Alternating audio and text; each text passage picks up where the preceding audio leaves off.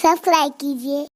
रात किसी के बिस्तर पर जिना, नरम गद्दों पर जिना करने से पहले लोगों को कब्र की पहली रात भी तो सोचना चाहिए। लॉज की रातें गुजारने वाले लोग कब्र की पहली रात भी तो सोचें। कब्र की पहली रात क्या है?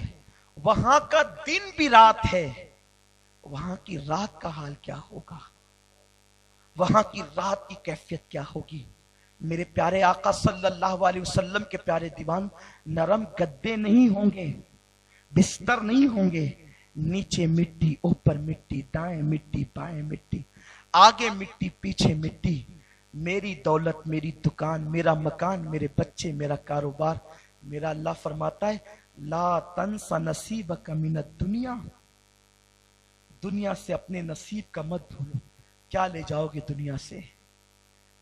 जो बदन के कपड़े होंगे वो भी नहीं ले जा सकते। लोग एक गमगीन की किस्म का कपड़ा जिसे कफन कहते हैं वो तुम पर लपेट देंगे, और वो इतना मामूली होगा कि जिसकी कीमत बहुत कम होगी। और आमाल अच्छे हैं तो ठीक है, अगर आमाल अच्छे नहीं तो वो भी खत्म हो जाएगा। मौलाए कायनात कहते हैं, मरने वाले का सबसे पहले कफन मैला होता है, उसका कफन फट जाता है उसके जिस्म के अंदर। उसके बाद ये तगय्युर आता है कि उसकी आंखें पानी बन करके बहती है, उसके गालों को कब्र के कीड़े खाते हैं, और उसका पेट फड़कर उसमें कीड़े पड़ते हैं। इतनी बदबू होती है कि अल्लाह अगर कोई अजाब और ना भी दे, सिर्फ उसके पेट की बदबू उस पे मुसल्लत कर दे तो वो काफी होगा। कहां है रात के 3-3 बजे तक जिना के मनाजिर हाथ में मोबाइल लेकर के देखने वाले? कहां है शराब और शबाब में डूबने वाले? क्या वो ये तसव्वुर करते हैं कि उन पर मौत नहीं आएगी? अच्छा, मैं ये पूछना चाहता हूं, हम गुनाह कब तक करेंगे? बस अपनी गुफ्तगू को समेटते हुए अर्ज करना चाहता हूं, हम गुनाह कब तक करेंगे? कब तक?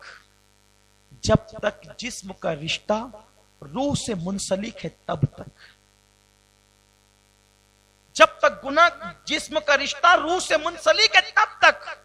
एक वक्त आएगा कि रूह का रिश्ता जिस्म से टूट जाएगा, और जिस दिन रूह का रिश्ता रूह से टूटेगा उस दिन मां का रिश्ता भी कायम न रहेगा, उस दिन बाप का रिश्ता भी कायम न रहेगा, उस दिन खून के रिश्ते भी टूट जाएंगे। हम क्या लेकर के जाएंगे? हाय वो कब्र जो अंधेरा है, जो कीड़ों का घर है, जो आफतों का घर है। अमाल अच्छे हो तब तो ठीक है, अपने अमाल क्या है? मुझे तो एक बात यहां याद आती है, एक बुजुर्ग ने जो बुनकर थे बड़ी एहतियात से कपड़ा बुना, और बुन करके इस यकीन के साथ चले कि बाजार में बहुत कीमती कपड़ा बिकेगा। जब अपने से बड़े बुनकर के सामने, ताजिर के सामने रखा, उसने ऐब गिनाए, ये बेहोश होकर जमीन पे गिर पड़े। होश आया तो कहा, कपड़े के अंदर ऐब सुनकर आप बेहोश हो गए?